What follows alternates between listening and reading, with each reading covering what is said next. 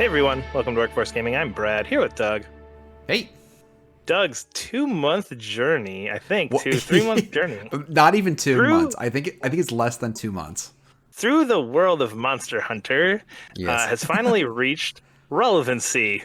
In other words, time to play the game people are actually playing. So you saw the hype for Wilds and went, I I'll did. play World. And then you Yep. went, wow, World was really cool. I'm not paying for Wilds. I'll play Rise. And Because then you were Rise was like, on sale Rise for is 10 really bucks. cool. Yeah. Yep. Yep. And Rise is really cool. And now we're at Wilds. And the reason I did when I started this journey, I said I'd do it the cheapest way possible. Support your local libraries. It was at the library. That's where I got Monster Hunter Forgot about Wilds. that. Forgot Yeah. about that. Go check So it. you've Like played through. for real, real quick. I want to pitch libraries for just a quick sec. Library's the place to get games now. For real. Your local library probably has some good games. That's all. All right, continue. Mine does not, but that's okay. Yeah. Small town versus big city. Yeah, Anyway, that's a good point. Yeah. um, anyway, so now that you've invested what $15 into this series, Yes. uh, Maybe 25, but yes. so Monster Hunter Wilds, big Yeah. new one. Yeah. I feel like you've kind of segmented this into like World was very much its own thing compared to Rise, and now Yeah. Wilds. How does that fit compared to the other two? Because you kind of had with Rise, you went on this kind of tangent about portable games and how it's this Yeah. great portable game. World is this way to kind of simplify it down. So what is Wilds then? 'Cause it sounds like they all kind of have their own unique thing. Yeah, now Wilds is a whole new thing. It's ridiculous. Like it's Oh, perfect. Okay. the thing that's kind of funny about the series is that there are the sort of tweaks you'd expect between sequels, like in the monster hunting, like, oh, you get new moves for your weapons, they work a little bit differently, kind of what you'd expect for sequels. But the monster hunting like is kind of the same between all the games. I'd say with like World and Wilds, the thing I really like is the fights are a little bit more dynamic. There's like a lot more environmental damage stuff you're doing and that kind of thing. That's like really cool. But like that stuff is all kind of the same ish. It's always the background stuff that they're like completely screwing with every time. So like if Worlds was kind of like this sort of like mission based thing, you go out there, you do your mission, you come back. Rise was sort of like a very, very segmented portable game thing. This is kind of like it's really cool what they did. So to kind of understand where Wilds, you have to understand how like a world sort of works. So like Worlds, you sort of start in a hub, you sit there, you make sure you have the items you need for the hunt, you have the right weapons, the right armor, and then you go off to another part of the world, like another mission to go do a mission set. What they've done with this game though is that aspect is integrated into like the main world. So like you have these 5 completely open world environments, and there's no difference between like when I like get my items and stuff and I just kind of go out in the world, it's like in the same level. So it's this really cool sort of like integration of all of that. So it now feels like one more cohesive environment. So they kind of did that. The step I was really hoping they were doing after World is like, I really like how World leaned into this living environment and really kind of leaned into like these are like you're fighting real creatures sort of stuff. So it like leaned really hard at that. It's like, okay, we're gonna at least try to make the world a little bit more integrated so it doesn't feel so mission based, which it still kind of is. But I really, really liked it as a result of that because it was just like it's really cool how it feels like how it feels like it I don't know, it feels like a game kind of going to open world. So it feels like that the sort of thing like in Grand Theft Auto, it's like, ooh, I can go to the buildings. It kind of has that feeling. It's like, oh, there's no separation between like my menu based stuff where I used to do in a hub. It's like, oh no, that hub is now literally like existing in this world. And it's just like really, really cool like how well integrated it was. And they also had like a bunch of quality of life stuff, which is like interesting. We could talk about maybe a little bit later. But I think just the thing that was like really cool about Wise was that integration, and the fights in this game are just so cool. They're so eventful, which I think is something that feels unique to this one. And they did a little bit in Worlds, but it's just like the dynamics of the fight are always changing because the environment's always changing and you're always running into different monsters and stuff. I was trying to get footage. Hopefully the footage shows it for this one, but like, for example, I was going to go out to fight this like sort of rooster-like enemy. During that fight, another monster comes into like the battle. It like knocks the rooster over, and then the rooster kind of runs off. So I'm chasing after it again, and then there's another monster it fights, and that monster is like sort of like kind of like a dune sandworm. It creates this giant whirlpool of sand that sucks the monster I'm trying to fight into it. It sucks it underground. It disappears. Like, where the hell did it go? And then you find out it gets sucked into an underground cavern that I now have to go around to, that it's also fighting for its life. So it's like this really cool thing where it's like, I think the thing I said I really appreciate about World is like, it feels like you're fighting a living thing. Like this just absolutely has like that in the bag. And it just feels like so fun and interesting in those fights, like constantly, because you aren't just, you need to understand the monster, but you also kind of need to understand the environment. You also always have That's to be fun. prepared for something going like a little bit sideways, but it's always going sideways like in a really interesting way, which I really liked. Do those things going sideways, are those staged? Like a set piece? Like it's like, okay, every time you fight the rooster, the sandworm will appear? Or are No. these just kind of like things that just are genuinely happening in the world? And for you personally, your fight with the rooster was the sandworm thing, but for me, the rooster gets stuck in a tree or something. Like, Yeah, so it's kind of interesting. So like at any time, if you look at the map, you can actually see the monsters sort of. There's like 4 or 5 larger monsters, which are ones like you hunt, wandering the map. So you can actually okay, see them like if you pull up your map, you can see them like walking around the map. Like you'll see like a little icon moving around the map. So if I start my mission now, it's kind of where they're set now. So like if one is off in the northwest corner, when you start your mission, it might be in the southwest corner. So gotcha. in Okay. mine, I might have to fight into in a river area or something like that. And there's like boosts for fighting in the river area, or I might fight it Oh, like that's in a cool. desert Yeah. sand dune area. So it's like it's really cool, like, and it feels super super dynamic, which is like totally the opposite of Rise, which I really like. Which again, I also really like because Rise is like very arcadey. You basically the fights don't really change too much between them. There's a little bit of dynamicism, but not like this one. So it is really really cool seeing all of that kind of play out. And the thing is though, it's like it feels like they keep inching towards that, but it's still got that Mhm. weird layer of like Monster Hunter-y mission-iness to it that it's like it feels like it just wants to get rid of but doesn't know how to. It really feels like Oh, this okay. game just like learned a lot from Horizon. Okay. Because the big difference of this one is that I actually like really try to go hard on story, which was kind of like a weird new thing for Monster Did it Hunter that I work? don't know is no, absolutely not. Well, kind of. So remember, I think I remember which one of the other two, but there was one of the other two where like, and it has this and this and this, and I didn't care, and it didn't matter. Yeah, yeah. No, it was like yeah, that was like the.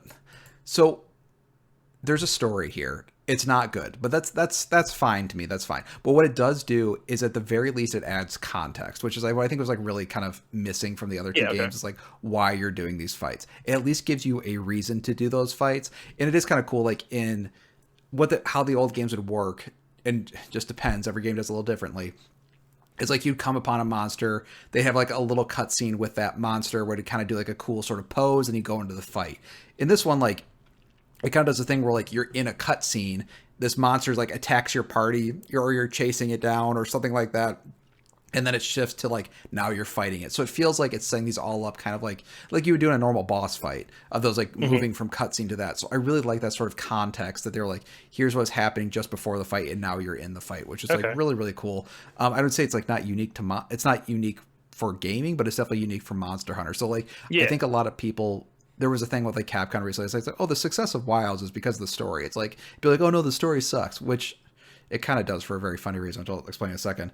But I think that just that layer of context, at the very least, even if it's not great, is still just like much more interesting. And I think it adds that sort of dynamicness to it because like you move from like your hub area to the cutscene to the fight and all like one just sort of like normal for gaming, sort of like you, but like just a nice flow to getting into missions and stuff that I think is like just cool for Yeah. I Monster mean, Hunter.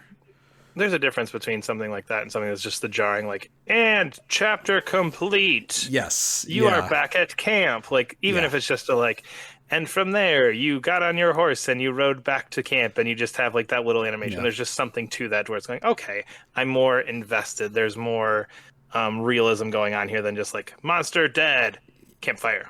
Yeah, well, and it kind of still has a little bit of that, and it's just like it's clearly trying to shed that. The one thing that is kind of funny about the story and why the story like kind of doesn't work is that you do need to have like justification of killing these monsters, and like in the story, it's always like so you have your main character, and then you have another character with you who's kind of like a permitting office for like hunts. So she'll be like, it's like by the authority invested in me, you can fight this monster because there's like a monster hunting guild. So there's like a Gotcha. guild person that follows you that allows you to do this. The thing is, you have to fight every monster. So like the story context will be like, oh no, maybe we shouldn't kill this monster, and it's like, oh, but it's in a frenzied state. Okay, by the authority invested in me, you can now fight this monster. But like it happens all of the time where they try to make you feel bad about this monster, or like, oh, this monster is really helping the environment, or yada yada. But it's like it always ends with the conclusion of, oh, you have to fight this monster. Like it almost never makes sense. And I think that's the issue that Monster Hunter has, is that it's really hard to create a story in that world where you're the context of it is that it's these people who are trying to set balance. That's usually the story of Monster Hunter. Is like they're trying to set some sort of balance to the environment, but it never makes sense. They're setting balance to my environment by like murdering all of all the creatures that live in it. Like it just doesn't make any sense. And it's like, so like you killed yeah, all the Pokemon, so therefore now all the all balance is good. Like yeah, you yes, took all of the Pokemon out of their environment. Yay! yeah. Well, the story is, it's like, oh, we need to take all the Pokemon out of this environment. Oh no, that screwed something up. So other Pokemon came. We took those. It's just like they're clearly doing the wrong thing all of the time. But the thing is, like, they're talking a lot but just saying nothing. And it's kind of just like, it's just like rough stuff. It's just not interesting. It's like, and they tried to pull. It's kind of like Horizon without the sci-fi stuff. Okay. And without as good a writing. So it's, that like part of Horizon that was just never that interesting. It's like that's kind of what Monster Yeah. Hunter is, and just not as good. The part of the part of Horizon that makes it not a 10 out of 10. That's Yeah. the stuff. Yeah, exactly. Oh, that's fun. So you finished the game. You talked about how all these other ones had like this high level stuff that you're like, nah, Yeah. I'm not doing that. Did you still not do that? Were you No, done I after did. the? So one thing I didn't really talk about is like the quality of life improvement stuff. It's it's so fast getting to like into a fight now. It's basically what happens is they didn't speed up the game, but they just got you to fighting monsters a lot faster. And Okay. there was usually times within the fight where the monster would run off, and then you'd have like some time like a cooldown time. But now they've kind of automated all of that, so you just fight monsters a lot faster. So I've played all these games about the same time, like I'd say like 30 to 40 hours, I think, each.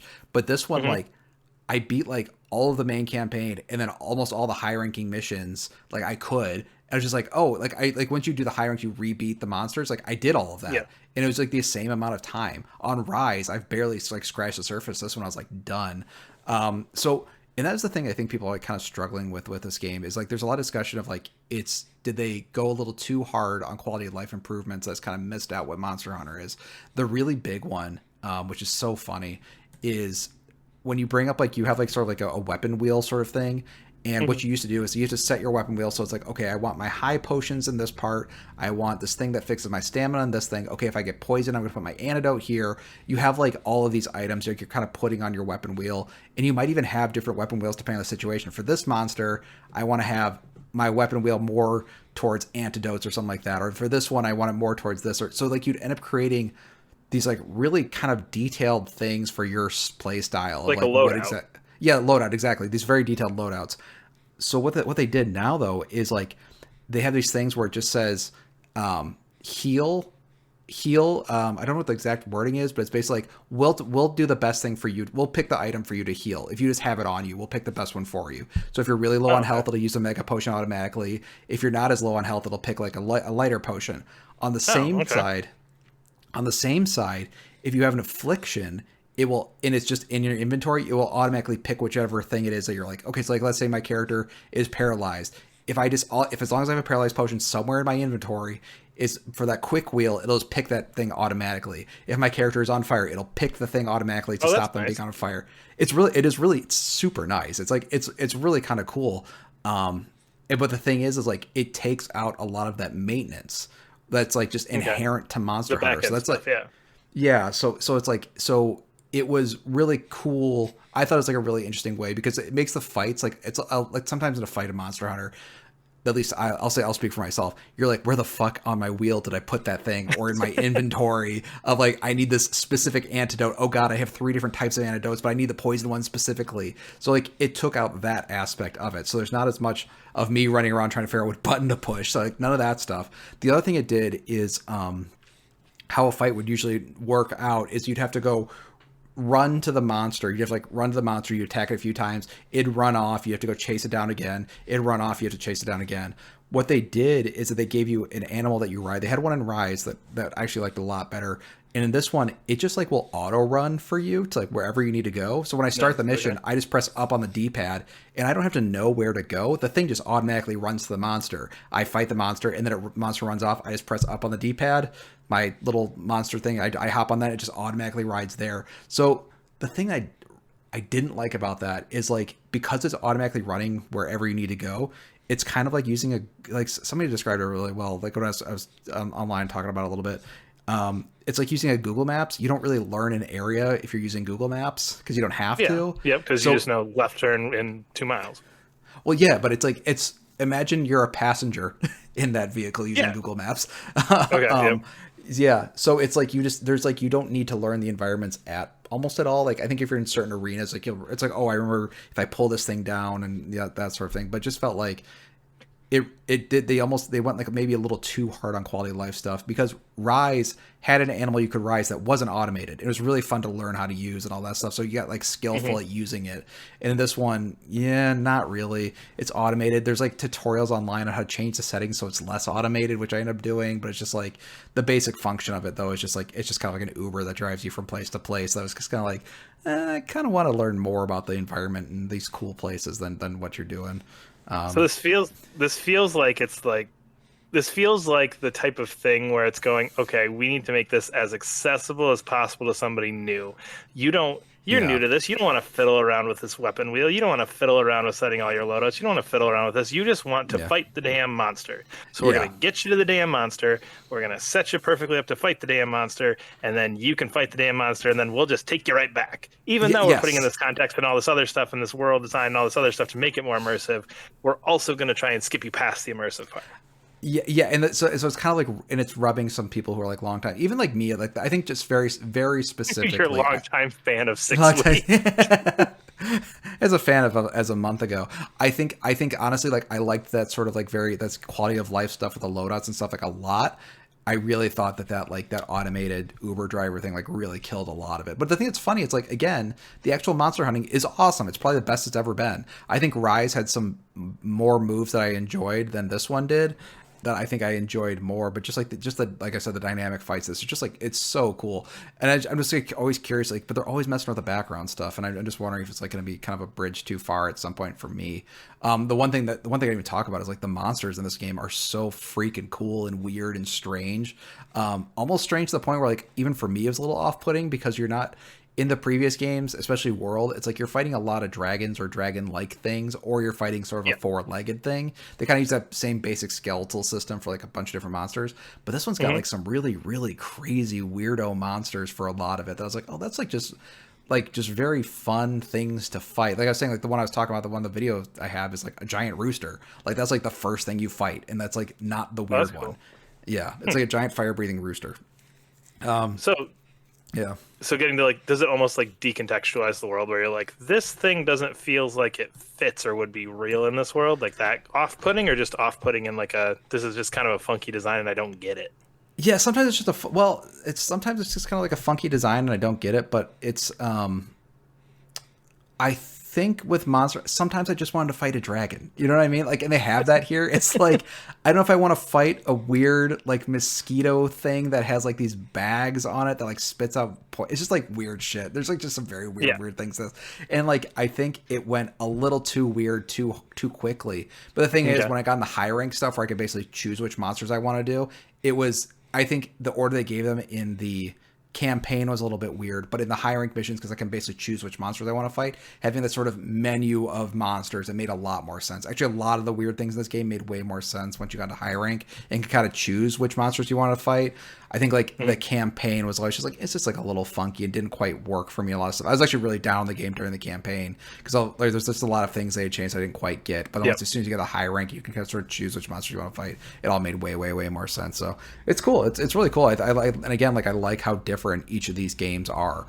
Like World is, and I was like, well, I'm probably gonna go back and play Iceborne Monster Hunter World because it feels so different than Wilds. That was the thing. I was like, is Wilds just going to negate me wanting to go back? It's like, no, I kind of like what those other ones were doing.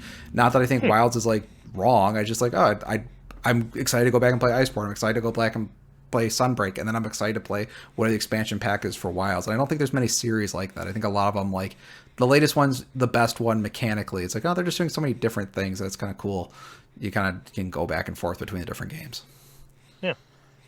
So, with your extensive Monster Hunter knowledge, if I was going to pick up Yeah. and play one of these tomorrow, because I'm curious now after talking Yeah. about them for 6 weeks, which one should I pick up and play? Oh, so I was, you know, it's funny. I was actually thinking about this. This sounds like you set up that question. You did not. It sounds like we talked about you setting up this question, but I was actually thinking about it beforehand, and we did not. Our extensive note process we have for these. Yeah. This is actually the same way I'd recommend Dark Souls games, like Souls games, is like I would say play Monster Hunter World first to learn how to play Monster Hunter. I think it's a very good introduction to playing Monster Hunter. I think like if you went into Wilds, you wouldn't understand what the quality of life stuff is even doing without having played World first. So to me, it's like World. But wouldn't that make it be fine? Because to me, it's like not quality of life. It's just good stuff or stuff that makes it more accessible. No, because like you would just need to Or understand. you want me to like, appreciate that? You need to. When I played Monster Hunter 6 No. weeks ago, No. you It's didn't just like auto run. it's just I think just like it's just like I feel like I'll use the analogy for like Souls games. I think the best Souls game to start with is Dark Souls. It's not the best one, but it's like a good way to just learn how those games function, like in sort of a safe, cheap way. Monster Hunter World costs $5 or $0 for you. Like you already have it. Like play that. Go play that one. Kind of just learn the cadence of a Monster Hunter and see if you like Monster Hunter. Like I don't think if somebody goes straight into Wilds who's never played it before, like I don't know if that's like, or maybe there's somebody who didn't like Monster Hunter, like, oh, that's the one that'll fix it. It's like I don't think so. It's still Monster Hunter. Play World, figure that one out, then go to Wilds, or if you have a handheld system, play Rise. Like Rise is like awesome as well.